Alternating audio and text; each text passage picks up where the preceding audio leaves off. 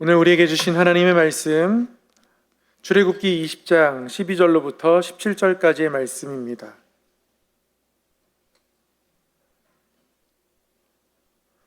출애굽기 20장 12절로부터 17절까지의 말씀, 우리 한 목소리로 함께 합독하도록 하겠습니다. 시작. 내 부모를 공경하라. 그리하면 내 하나님 여호와가 내게 준 땅에서 내 생명이 길리라. 살인하지 말라. 간음하지 말라. 도둑질하지 말라. 내 이웃에 대하여 거짓 증거하지 말라. 내 이웃의 집을 탐내지 말라. 내 이웃의 아내나 그의 남종이나 그의 여종이나 그의 소나 그의 낙이나 무릇 내 이웃의 소유를 탐내지 말라. 아멘. 오늘도 비 오는 수요일 주의 전을 사모하는 마음으로 이 자리에 오신 우리 모든 성도님들을 환영하고 축복합니다. 하나님께서 여기에 모인 우리의 모든 마음을 귀히 여기실 줄 믿습니다. 그러므로 우리는 서로를 향해서 이렇게 인사할 수 있을 것 같습니다. 당신은 하나님의 VIP입니다. 한번 이렇게 서로를 향하여서 인사하겠습니다. 시작.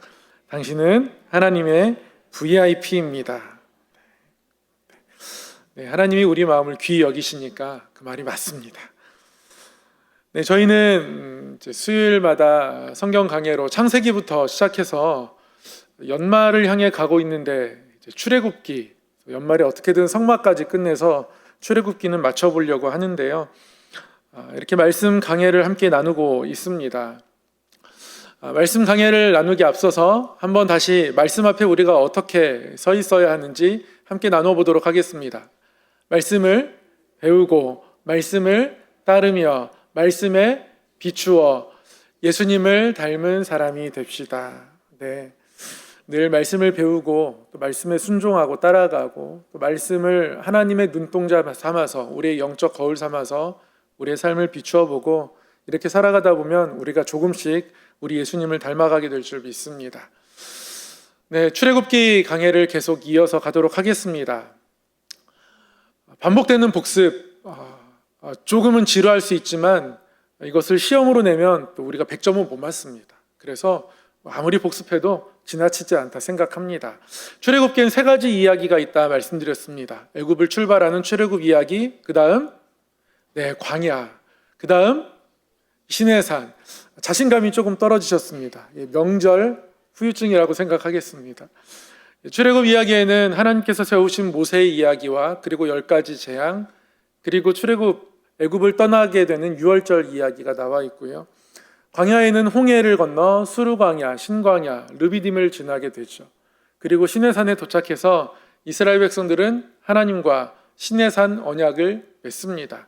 그리고 언약의 선물로 율법과 성막을 받게 되죠. 그 중에 10계명은 하나님께서 직접 새겨주신 계명입니다. 그래서 저희가 한 절 한 절 묵상하고 있는데요. 오늘도 한번 이 10계명을 한 절씩 쭉 읽어가도록 하겠습니다. 첫 번째, 너는 나 외에 다른 신들을 내게 두지 말라. 두 번째, 너를 위하여 새긴 우상을 만들지 말고 또 위로 하늘에 있는 것이나 아래로 땅에 있는 것이나 땅 아래 물속에 있는 것에 어떤 형상도 만들지 말며 그것들에게 절하지 말며 그것들을 섬기지 말라. 세 번째요, 너는 내 하나님 여호와의 이름을 망령되게 부르지 말라. 네 번째요, 안식일을 기억하여 거룩하게 지키라. 다섯 번째요, 내 부모를 공경하라. 여섯 번째요, 살인하지 말라. 일곱 번째, 간음하지 말라. 여덟 번째, 도둑질하지 말라. 아홉 번째, 내 이웃에 대하여 거짓 증거하지 말라. 그리고 마지막 10번째, 내 이웃의 집을 탐내지 말라. 내 이웃의 집을 탐내지 말라 말씀하시고 이웃의 집 안에 있는 모든 것, 그 이웃의 아내가 됐든지 또는 남종이 됐든 여종이 됐든 그의 소나 낙이나 그 어떤 소유라도 탐내지 말라라고 하나님께서 이웃의 집을 탐내지 말라 하시면서 건물 그 자체가 아니라 집에 속한 모든 것을 탐내지 말라 말씀하셨습니다. 지난주에도 잠깐 말씀드렸지만 10계명의 이 계명이 점점 어떤 우리의 행위에서 우리의 입술로 또 그 입술에서 마음으로 향하고 있습니다. 이 10번째 계명은 우리 마음에 관한 계명입니다. 탐내지 말라 합니다. 우리의 탐심을 경계하는 하나님의 말씀인데요. 이 탐심이라는 것이 사람 마음에 관련된 것이니 사실 이 계명을 지키는지 아니면 지키지 않는지 분간할 길이 없습니다. 어떻게 알겠습니까? 그리고 한번 슬쩍 괜찮은데 요 정도도 탐하는 건지 아니면 그게 너무너무 갖고 싶어서 잠도 못 이루고 일어나면 눈 뜨자마자 생각나고 이 정도쯤 돼야 탐심인지 어느 정도가 탐하는 건지 그 경계 또한 분명히 세우기 어렵습니다. 지키는지 안 지키는지 알 수도 없는 계명, 그리고 그 마음에서 어느 정도가 탐심인지 그 경계조차 분명히 알 수 없는 이 계명, 그럼에도 불구하고 하나님은 하나님의 손으로 이 10번째 계명도 새겨 주셨습니다. 그만큼 탐심이라는 것이 너무 중요한 계명이기 때문에 그렇습니다. 인간의 탐심은 성경에 정말 많이 나타납니다. 인간의 탐심이 인간의 재성의 그 중심에 있는 것 아닐까라는 생각이 들 만큼 탐심은 성경에 빈번하게 나타납니다.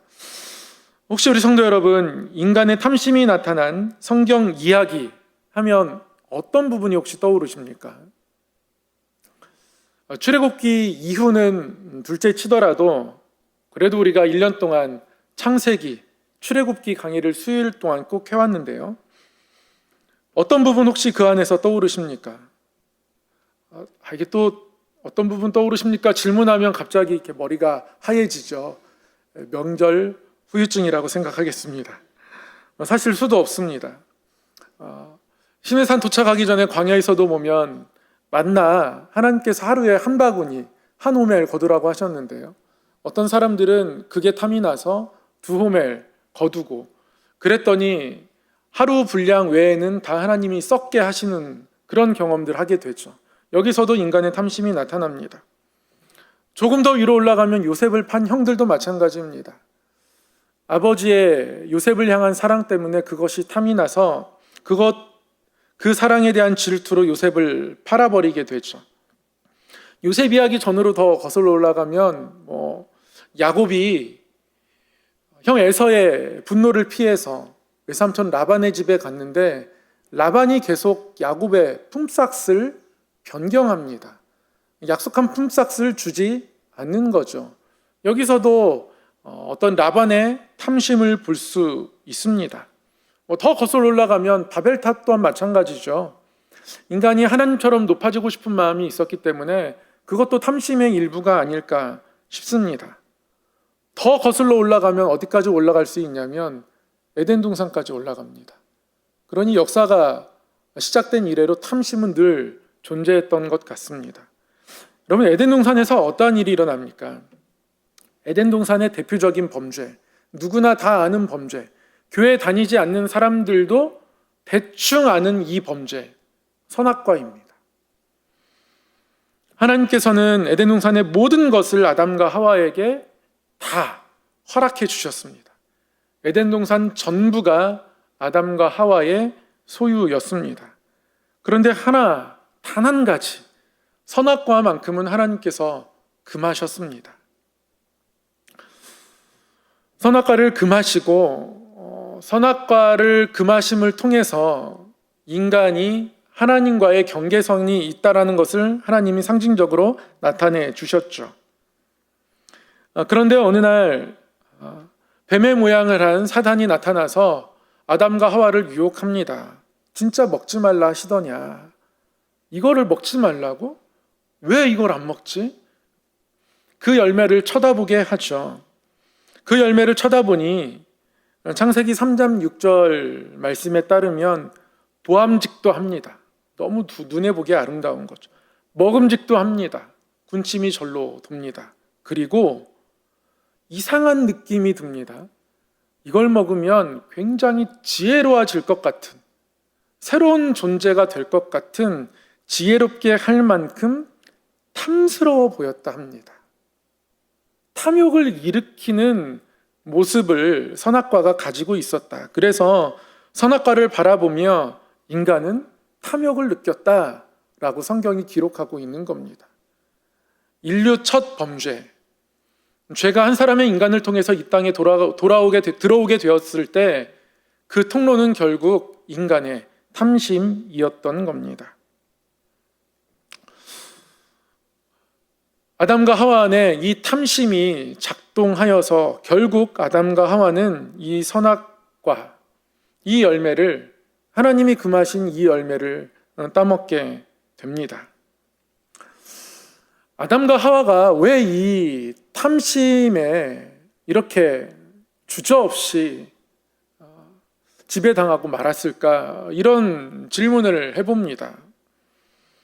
아담과 하와가 사탄아 물러가라 이렇게 외치거나 아니면 뱀을 막대기를 가져와서 때려 눕히거나 이런 장면이 안 나오고 뱀의 그 한마디에 그리고 열매를 보는 순간 그들의 마음이 완전히 빼앗겨 버려서 그 탐심을 제어할 수 없었던 것.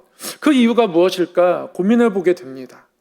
아무리 고민해도 사실 답이 나오지 않는 질문 같으면서도 이 고민이 말씀을 준비하면서 저에게 꽤나 길게 따라다녔습니다. 그러다가 어느 순간 하나님의 형상으로 창조된 아담과 하와가 하나님과의 어떤 결정적인 차이를 보이는 모습들을 발견하게 되었습니다. 하나님은 온 피조물을 창조하시고 좋았더라 말씀하셨습니다. 하루하루 한날 한날 한 텀 한 텀 피조물을 창조하실 때마다 보시기 좋았다, 보시기 좋았다, 보시기에 선하다, 아름답다 그렇게 말씀하셨습니다. 그리고 인간을 창조하시고 심히 좋았더라, 심히 아름답다, 참 선하다 하나님 그렇게 말씀하셨습니다. 하나님은 연일을 감탄해 하셨습니다. 그런데 에덴 동산에 살고 있는 아담과 하와에게는 그들이 하나님의 형상을 닮았음에도 불구하고 이 감탄이 없습니다. 피조물들을 향한 감탄이 없습니다. 이 모든 것들을 하나님이 나에게 주셨는데 그것에 대한 감사가 없는 겁니다.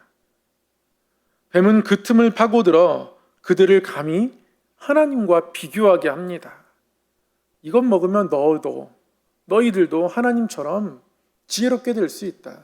선악을 판단하는 그런 지혜를 얻을 수 있다. 그렇게 유혹하는 것이죠. 사실 바벨탑도 그러합니다. 바벨탑도 그들이 결국 높아지고 싶은 그 한없는 욕망, 그 탐심, 그들에게 주어진 어떤 자유, 그리고 그들에게 주어진 땅, 그것에 그들은 만족하지 못하죠. 그들이 밟는 곳마다 그들의 땅이 될 수 있었음에도 불구하고 그들은 한 곳에 정착하여 탑을 쌓고자 합니다. 흩어짐을 면하고자 합니다. 그들은 그들의 삶에 감탄하지 않습니다. 감사하지 않습니다. 그리고 그 감사가 없는 그 틈에 탐심의 나무가 피어오른 겁니다. 그리고 결국 그들의 탐심이 죄악을 낳게 되는 것이죠. 우리 삶에서 탐심이 우리 가운데 찾아온다면 동일한 경로로 찾아올 겁니다. 우리 삶에 주어진 것에 대한 감사, 감탄, 이것이 없을 때에 우리는 탐심을 우리 삶에 심어내게 됩니다. 그리고 탐심은 점점 자라서 우리로 하여금 어떤 죄를 또 짓게 만들 거라는 것이죠.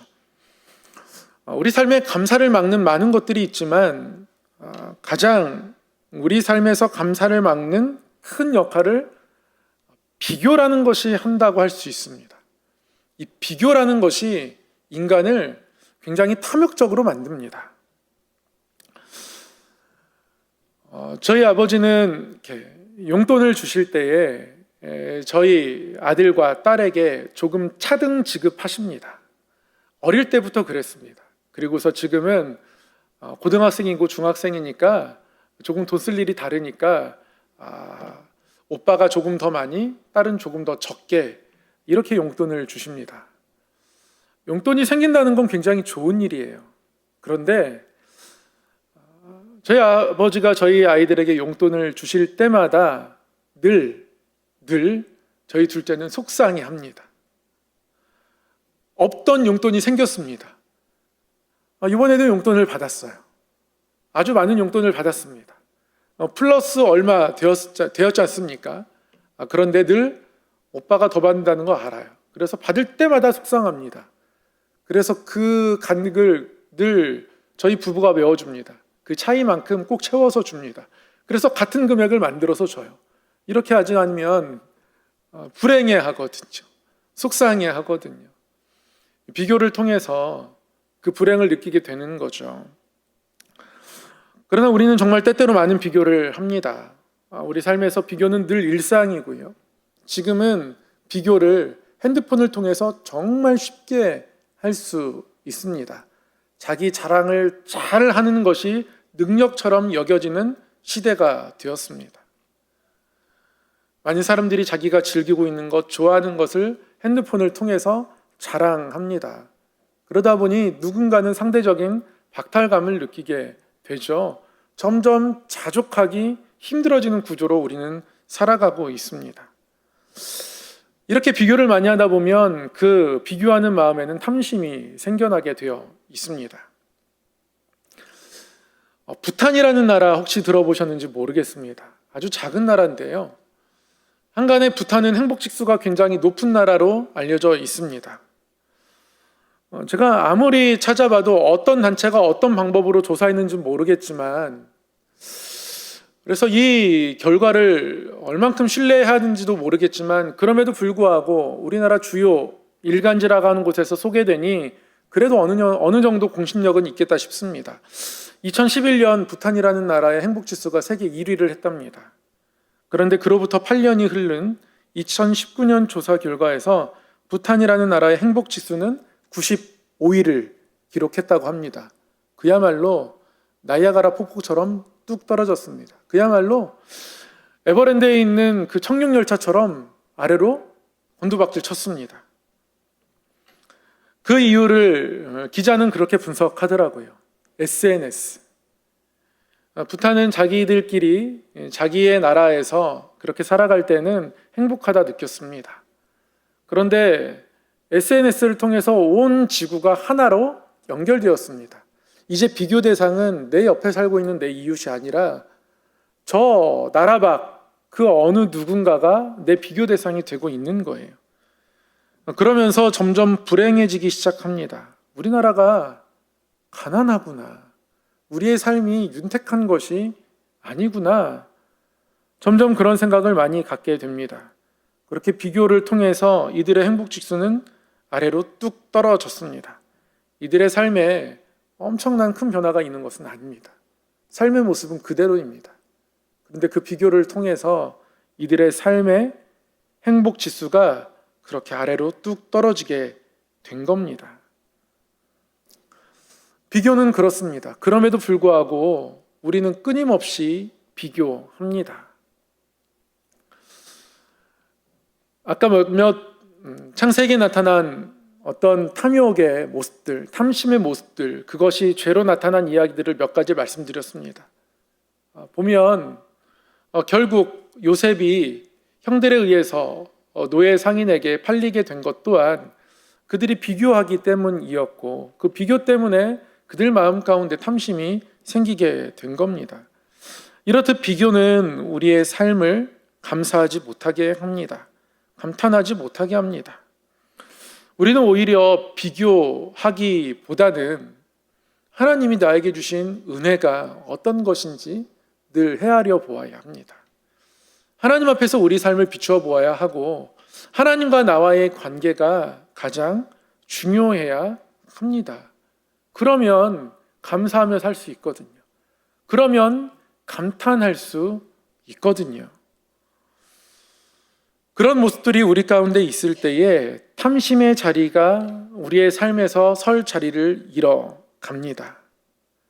그러므로 사랑하는 우리 성함의 성도 여러분, 비교하는 마음이 순간순간 우리에게 찾아오겠지만 비교하기보다 오히려 하나님 앞에서 나 자신을 가꾸어 가고 우리를 사랑하신 그분의 그 사랑을 믿으며 오히려 그 사랑을 내가 나눠줄 사람이 있는지 없는지 살피는 하나님의 시선을 가지고 살아가는 그런 은혜가 있었으면 좋겠습니다. 방금 제가 말씀드린 내용은 한 찬양의 가사입니다. 비교하기보다는 나 자신을 가꿔 가고 우리를 사랑하신 그분을 믿으며 외로운 사람들 품에 안아줄 수 있도록 우리 맘속에 소중한 것을 간직하며 살아요. 이런 노래가 있습니다. 비교는 우리의 삶이 하나님 앞에 서지 못하도록 합니다. 비교하면 끊임없이 우리는 우리의 부족함을 들추어내게 될 것입니다. 우리의 채워주심에 집중하는 것이 아니라 우리의 부족함에 집중하게 살아가게 될 거예요. 그러면 그 자리에 탐심이 생겨납니다. 하나님 앞에서 주신 은혜들에게 집중하고 그러므로 우리는 더욱더 하나님의 은혜에 감탄하고 감사하고 이 감탄과 감사를 통하여서 하나님 앞에서 더욱더 신실한 사람으로 서 있는 은혜가 우리 가운데 있기를 소망합니다. 또 한 가지 우리가 탐심 이 계명 앞에서 기억해야 할 것은 속여 빼앗지 말라라는 겁니다. 탐심이 자라면 어느 순간 그것을 폭력적으로 사용하게 됩니다. 많은 유대인들이 그랬습니다. 누군가의 것을 훔치지 않더라도 자신의 지위를 사용해서 다른 약한 자들의 것들을 속여 빼앗는 일이 생겨나기 시작했습니다. 돈을 빌려주고 하나님께서 분명히 율법으로 금하셨는데요. 동족에게 고리대금업 하지 말라.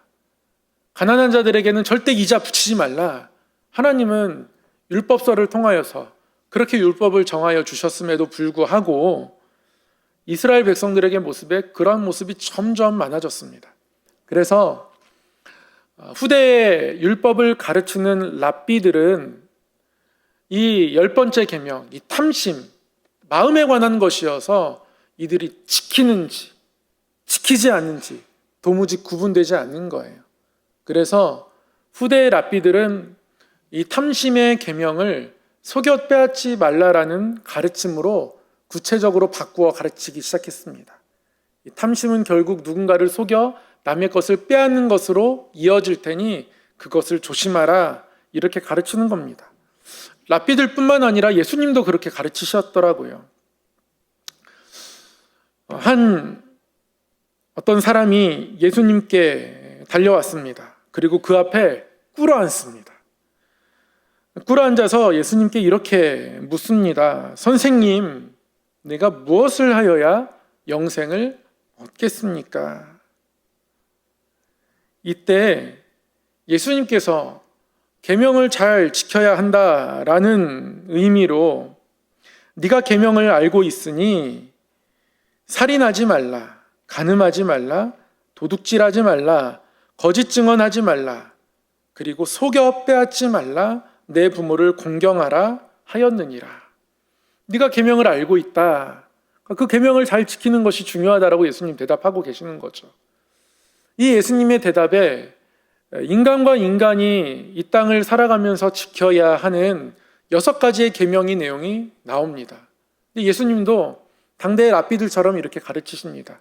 살인하지 말라, 간음하지 말라, 도둑질하지 말라, 거짓 증언하지 말라, 이웃의 것을 탐내지 말라라는 그 자리에 속여 빼앗지 말라, 그리고 내 부모를 공경하라.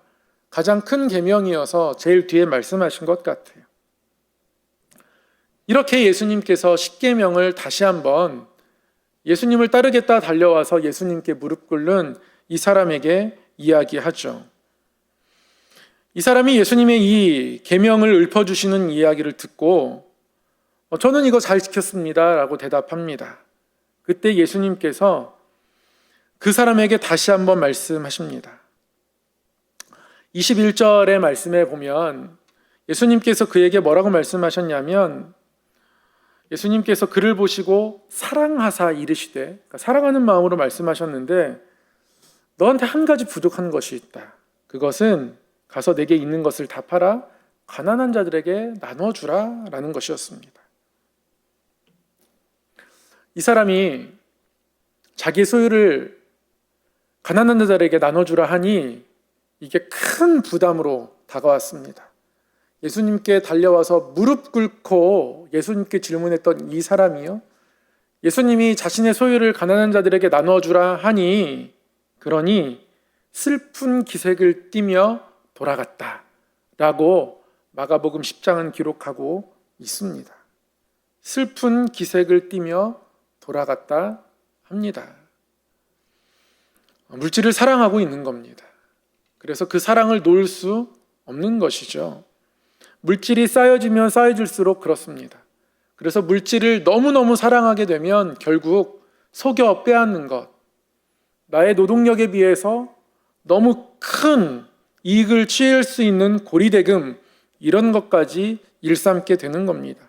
율법에서 그것을 금함에도 불구하고 그런 일들이 이루어지고 있는 겁니다. 그러므로 성도 여러분, 혹시 우리 성암교회 안에서 돈을 빌렸는데 갚으려고 할 때 누군가가 은행 이자보다 비싼 이자를 부르시면 저에게 꼭 알려주시기를 바랍니다. 제가 그 집에 찾아가서 문 앞에 마태복음 이 10장 19절, 20절, 22절 말씀을 크게 써붙이겠습니다. 잠깐 딴 길로 새서 말씀드리면 절대 성도들 사이에서는 돈거래가 없어야 합니다. 혹시나 돈이 필요한 경우면 내가 안 받아도 될 만큼, 선물로 줄 수 있을 만큼 안에서만 빌려주고 빌리고 그렇게 하셔야 합니다. 그래야 공동체가 깨어지지 않습니다. 다시 말씀으로 돌아와서 이 탐내다라는 말씀, 이 명령의 의미에는 욕심내다라는 뜻도 있고요, 더불어서 그것을 즐거워한다라는 뜻도 있습니다. 물질에 대해서, 어떤 다른 사람의 소유에 대해서 욕심내다가 그것이 내 삶의 즐거움의 이유가 되는 거예요. 그게 없으면 내 삶이 즐겁지 않은 것까지 나아가게 되는 거죠. 이것이 바로 성경이 우리에게 경계하고 있는 탐심의 내용입니다. 이 탐심을 막아내기 위해서 우리에게 반드시 필요한 것은 결국 다른 것보다 하나님을 즐거워하는 겁니다.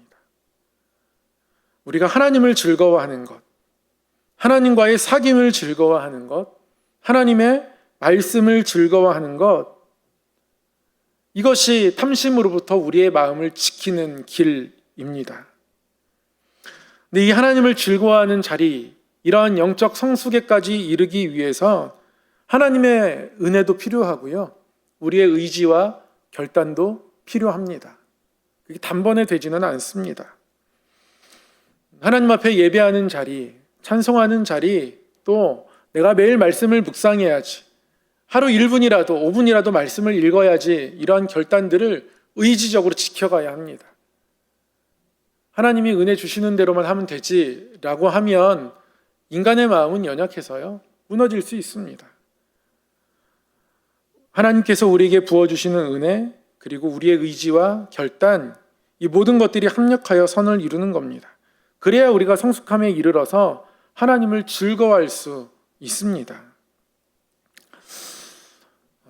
요즘 항저우 아시안게임 때문에 몇몇 성적들을 보면 즐거움을 느끼게 되는데요, 제가 최근에 또 즐거움을 느꼈던 경기 결과 중에 하나는 탁구입니다. 현정화, 양영자 선수 이후로 가장 강력한 여자 복식팀이 꾸려진 것 같습니다. 88 서울올림픽 때 탁구를 보며 열광했던 기억이 납니다. 저도 그래서 동네 나무 판자 주워다가 어떤 물건 같은 거 위에다 올려놓고 벽돌로 네트를 만들어서 막 말도 안 되는 탁구를 했던 것 같습니다. 그리고서는 그냥 TV 중계에서 봤던 그 멘트가 아직도 기억이 나요. 캐스터가 외쳤던 현정화가 드라이브를 할 때마다 전진 드라이브라고 그때 외쳤어요. 전진 드라이브. 전 전진 드라이브가 뭔지 모르겠습니다. 그럼에도 불구하고 제가 그때 88년도에 그 나무 판자 위에서 했던 저의 드라이브 또한 현정화와 똑같은 전진 드라이브라고 외치며 얼마나 열심히 탁구를 했었는지 모르겠어요. 그런데 그때만큼 강력한 팀이 탄생한 것 같습니다. 그 가운데에는 많은 분들이 사랑하시는 신유빈 선수라고 있습니다. 혹시 모르시나요? 신유빈 선수. 5살 때 스타킹에 먼저 데뷔했던 탁구 천재고요. 그때 현정화 선수가 드라이브 하는 것을 5살 어린 소녀가 다 받아내서 현정화가 정말 우리나라를 빛낼 선수라고 그렇게 칭찬했던 그 신유빈 선수가 금메달을 딴 거예요. 그래서 현정화가 해설하면서 막 울더라고요. 이 신유빈 선수가 인터뷰를 했습니다. 사실 이 신유빈 선수는 손목, 피로, 골절을 겪으면서 긴 시간 동안 재활을 해야 했습니다. 재활을 하는 가운데 그런 생각이 여러 번 들었다고 해요. 다시 운동할 수 있을까? 다시 탁구할 수 있을까? 그런 생각이 들었던 것이 너무 힘들었다 합니다. 그렇게 힘든 시간을 보내고 결국 재기에 성공해서 금메달을 땄습니다. 그런 고난의 시간을 겪었던 이야기를 들은 앵커가 신유빈 선수에게 다시 물었습니다. 이렇게 질문하시더라고요. 앵커가 조금 뻔한 질문이긴 한데 다시 태어나면 또 탁구 할 거예요? 이렇게 물었습니다. 신유빈 선수가 뭐라고 대답했는지 아십니까? 다시 탁구 할 거예요? 라고 저 대답할 줄 알았는데요. 아니요 라고 하더라고요. 그래서 탁구가 힘들었구나 이 생각을 순간 했는데요. 신유빈 선수가 뭐라고 대답했냐면 아니요 라고 대답하더니 저는 탁구 말고 다른 운동 해볼래요. 탁구는 해봤으니까 다른 운동 해볼래요. 축구나 아니면 그때 내 피지컬에 맞는 내 몸 신체에 맞는 운동을 택해서 다시 또 운동하겠답니다. 이게 탁구에 질린 게 아니죠. 때로는 부상이 있고 어렵고 힘든 길도 지나왔지만 그럼에도 불구하고 탁구가 즐거운 거예요. 탁구할 때가 즐겁답니다. 제일 즐겁답니다. 탁구장 하는 아빠, 그 아빠가 다른 사람 레슨하느라 안 놀아주니까 아빠랑 놀고 싶어서 탁구를 하기 시작했는데 지금 여전히 아빠랑 놀듯 탁구하고 있더라고요. 제가 이 인터뷰 얘기 들으면서 제가 하나님께 서원했던 어떤 기억이 떠올랐습니다. 저는 중학교 2학년 때 중등부 회장하면서 하나님께 서원했거든요. 교회에 있는 것이 너무 좋았습니다. 교회에 오면 너무 제일 즐거웠어요. 어떤 시간보다 교회 있는 시간이 즐거웠습니다. 그래서 나중에 목사가 되면 매일 교회에 있을 수 있으니까 매일 즐겁겠구나. 그래서 그때 하나님께 서원했습니다. 그리고 철없이 교회에 있으면 무조건 즐겁겠구나 라고 서원하고 목사가 되어서 신대원 나서는 꽤나 마음에 힘들었던 때도 있었습니다. 그럼에도 불구하고 하나님, 저는 하나님 앞에 성전에 있는 것이 즐거워서 서원했으니 성전에 있는 동안 늘 즐거웠으면 좋겠습니다. 즐겁게 하나님, 그래서 목사 됐으니까 그렇게 목회할 수 있게 해달라고 이렇게 여러 번 기도합니다. 지금 이 문장 그대로 기도합니다. 하나님, 그래서 목사 됐습니다. 그렇게 목회하게 해주십시오. 그래서 그렇게 모든 게 담겨 있으니까요. 모든 것 아시는 하나님께 그렇게 기도합니다. 신유빈이 그렇더라고요. 즐겁게 또 아빠랑 놀기 위해서 또 아빠랑 놀면서 탁구하고 지금도 그렇게 아빠랑 놀듯 탁구하고 있는 겁니다.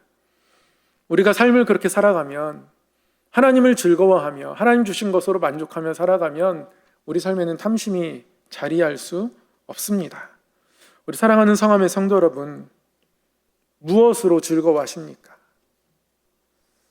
무엇이 없어서 내가 불행하다라고 느끼십니까? 우리가 매 순간 자족할 수 없습니다. 엄청난 고통 가운데 있는데 자족하십시오. 감사하세요. 저는 그렇게 말씀드리기 어렵습니다. 그럼에도 불구하고 하나님을 바라볼 때에 하나님이 주시는 영적 즐거움이 있습니다. 그것이 무조건 웃고 기쁘고 떠들고 그런 즐거움이 아니라 감격 같은 그런 즐거움. 하나님이 내 삶을 선하게 인도하실 수 있다라는 확신에서 오는 즐거움. 하나님과 내가 지금까지 많은 즐거움을 누렸으니 그 즐거움이 그치지 않을 것이라는 그 마음. 이 샘에서 샘물이 늘 솟아 올라왔으니 또 다시 샘물이 솟아 오를 것이라는 그 마음. 내가 하나님께 눈물로 이 눈물이 마중물처럼 하나님께 드려지면, 그러면 예전에 우리가 시골집에서 펌프로 물을 퍼올리듯이 마중물로 물을 퍼올리면 결국 물이 거기서 솟아 오르듯 하나님께서 나에게 즐거움을 더하실 것을 믿는 것. 생각해 보니까 제 딸이 중환자실에 있을 때도 결코 감사하다, 기쁘다, 즐겁다 이럴 수는 없었지만 그래도 내 삶을 즐겁게 해주신 하나님께서 앞으로 또한 그 무언가를 하실 거라는 막연한 기대는 있었던 것 같아요. 이게 하나님을 즐거워하는 거죠. 이 하나님을 향한 즐거움이 있으면 우리 삶에 탐심이 자리할 수 없습니다. 이 탐심은 매우 중요합니다. 대부분 출애굽기 주석에서는 이 탐심을 10번째 계명으로 하나님께서 주신 이유가 이 탐심이 모든 계명들을 아우르고 있기 때문이라고 해석합니다. 그렇습니다. 탐심이 없으면 우상 만들지 않아요. 탐심이 없으면 하나님의 이름을 헛되이 사용하거나 함부로 사용하지 않습니다. 탐심이 없으면 과감하게 나의 일을 내려놓고 쉴 수 있습니다. 하나님으로 즐거워하고 있으면. 그렇게 부모를 공경하고 살인, 간음, 도적질, 거짓말, 이 모든 것의 뿌리에는 탐심이 있죠. 그래서 하나님 마지막으로 탐심이라는 것을 경계할 것을, 이것이 비록 눈으로 지켰는지 안 지켰는지 판단할 수 없는 인간 내면 안에서 일어나는 계명이라 할지라도 너무 중요한 계명이어서 하나님은 새겨 주신 겁니다. 탐심이 우리 삶에 들어오지 못하도록 하나님으로 만족하고 즐거워하는 영적 성숙함이 우리 가운데 있기를 소망하고요. 이 성숙함이 나에게 조금 모자란다 여겨질 때도 그러한 자리를 사모하며, 그래, 하나님 앞에 내가 열심히 예배하고 기도의 재단을 쌓다 보면 어느 순간 이것을 누릴 수 있겠지라고 생각하며 그렇게 하나님 앞에 갈급한 마음 가지고 살아가면 또한 하나님을 즐거워할 수 있는 자리로 분명히 인도하실 줄 믿습니다. 이 은혜가, 또 이 하나님을 향한 즐거움이 우리 삶 가운데 마르지 않아 하나님 앞에 순결하고 또 하나님 앞에 아름다운 인생으로 서기를 소망합니다. 사랑의 하나님 아버지, 우리가 서 있는 이 자리에 그 아름다움을 보게 하여 주시옵소서. 우리의 삶을 둘러싸고 애워싸고 있는 하나님의 은혜를 깨닫게 하여 주시옵소서. 그래서 하나님 때문에 만족하고 하나님의 함께 하심이 나에게 충분히 감탄할 만한 이유가 되고 감사의 제목들이 되어서 내 삶의 걸음걸음 앞으로 인도하실 하나님의 은혜의 손길을 더욱더 기대하게 되고, 그것을 생각할 때마다 내 삶이, 내 마음이 기뻐 감사하여, 그래서 무화과 나무에 아무 열매가 없고 외양간에 송아지가 없어도 저 감람나무의 열매가 그쳐도 그래도 나는 여호와로 인하여 즐거워한다 고백하는 것처럼, 그렇게 주 여호와는 나의 힘이셔서 내 발을 사슴과 같게 하사 나로 더 높은 곳으로 다니게 하실 하나님이심을 믿고 그 하나님을 바라보고 의지하며 살아가는 하나님의 사람으로 설 수 있도록 인도하여 주시옵소서. 하나님, 그렇게 살아갈 때에 우리를 하나님으로부터 멀어지게 하고 우리를 죄의 길로 인도하는 탐심이 우리 마음 가운데 들어올 수 없을 줄 믿습니다. 우리를 지킬 만한 것은 우리의 마음이라고 말씀하셨사오니 하나님을 즐거워함을 통하여 우리의 마음을 잘 지켜내며 하나님의 사람으로 또 하나님의 길을 따라 이 땅을 살아갈 수 있도록 인도하여 주시옵소서. 하나님, 그런 마음들을, 그런 중심들을 지켜 살아가는 모든 삶의 걸음 가운데에 동행하시고 하나님의 크신 권능으로 임하사 하나님의 놀라우신 은혜, 나를 향한 특별한 계획들, 나를 사랑하시는 그 음성들, 그 손길들, 그 흔적들을 발견하며 이 땅을 살아갈 수 있도록 인도하여 주시옵소서. 예수님의 이름으로 기도하옵나이다. 아멘. 하늘에 계신 우리 아버지, 아버지의 이름을 거룩하게 하시며 아버지의 나라가 오게 하시며 아버지의 뜻이 하늘에서와 같이 땅에서도 이루어지게 하소서. 오늘 우리에게 일용할 양식을 주시고 우리가 우리에게 잘못한 사람을 용서하여 준 것 같이 우리 죄를 용서하여 주시고 우리를 시험에 빠지지 않게 하시고 악에서 구하소서. 나라와 권능과 영광이 영원히 아버지의 것입니다. 아멘.